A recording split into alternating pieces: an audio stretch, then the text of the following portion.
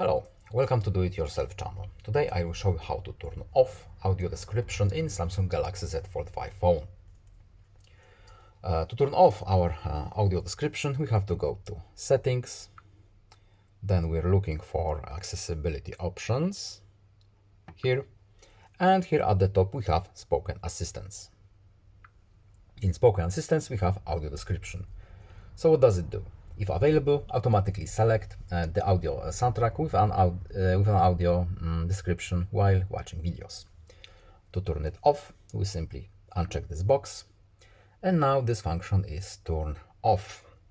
No need to save it, just back out from this menu, and this function is now turned off.